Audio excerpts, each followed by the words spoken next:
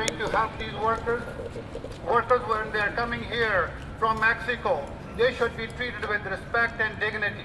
And that's what we are here standing for. And that's what I'm asking all of you to continue your support for these workers.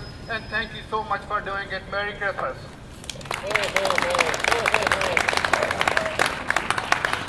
Thank you very much, Raj. We'd like to also ask Senator Mabina is here today too to say a few words about this issue. Thank you very much. Merry Christmas and Happy New Year to all of you. And before I make my remarks, I think one of the things we must do is get all our neighbors to hear why we are here. And so let us together, we have a strong choir here. Let us together say, stop the blacklisting. Stop the blacklisting! Stop the blacklisting! Stop the blacklisting! Thank you. I want to today say to you that I was the founding president of the Immigrant and Visible Minority Women, and for many, many years I worked on this issue. And when I was appointed to the Senate, this was one of the issues that I've been working on. I brought it up in Parliament, have had roundtables, have many times brought this up.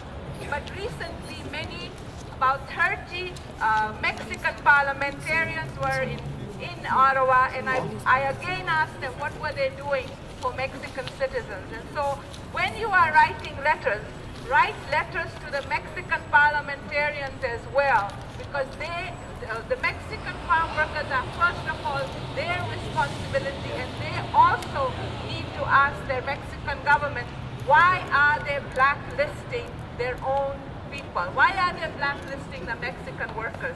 We have to go in a demand of their parliamentarians, and that doesn't mean we let our own parliamentarians off the hook. It's Christmas time, and I've been thinking a lot as to what our tables will look like. We will have a lot of fresh vegetables and fresh fruit, and that is because of the hard work of the farm workers.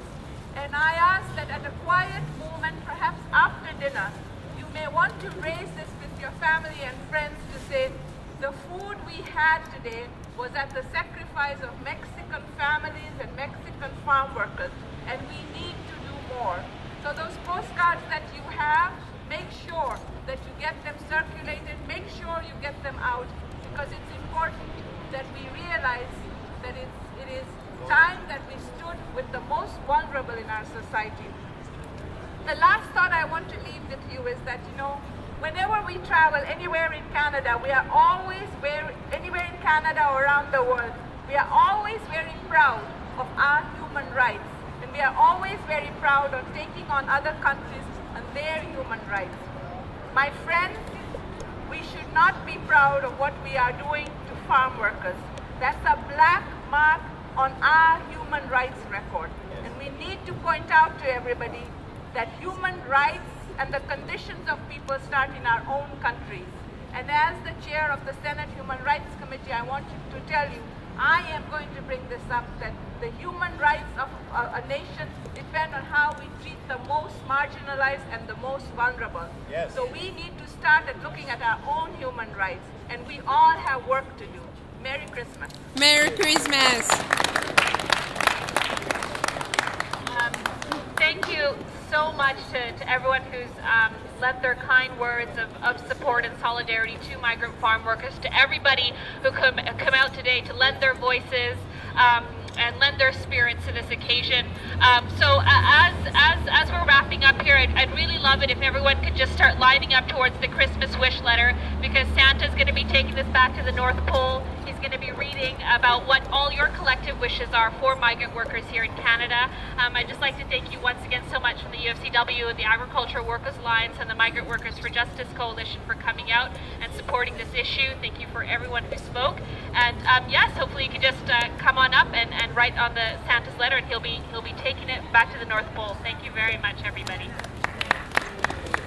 Oh, and everyone could just bring these postcards home. If you read the back, there's 3 things that you can do to help out. You can call the Mexican Consulate in Vancouver and tell them what your concerns are. You can send a message to the Mexico's president. We have an online letter. And you can also ask your local government, like what the senator was saying, about this issue, about migrant workers, and how they are an integral part of our community.